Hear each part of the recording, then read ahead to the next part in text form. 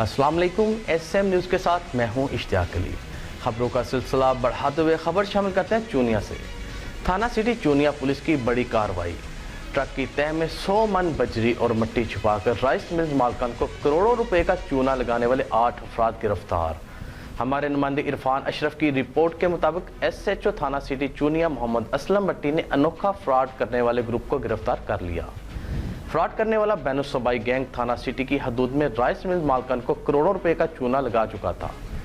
SHO Aslam भट्टी ने media से बातचीत करते हुए बताया कि मुल्ज़मान धान या चावल का ट्रक लोड करते जिस ट्रक की निचली सतह पर बिजली और मिट्टी होती, राइस मिल में वजन करवाते थे। मुल्ज़मान ने एक ही रंग और नंबर के 4 ट्रक बना रखे थे और सुबह भर में फ्रॉड कर रहे थे।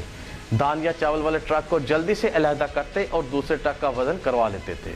गैंग एक ट्रक में 100 मन बजरी और मिट्टी का जायद वजन शामिल करवाकर मिल्स मालकान को करोड़ों रुपए का नुकसान पहुंचा रहे थे। थाना सिटी पुलिस ने मुल्ज़मान से 1,50,00,000 रुपए बरामद करके 4 ट्रक और 8 मुल्ज़मान को गिरफ्तार कर लिया, जबकि सुरगना समेत 3 मुल्ज़मान की गिरफ्तारी के लिए टीम तश्कील दे दी।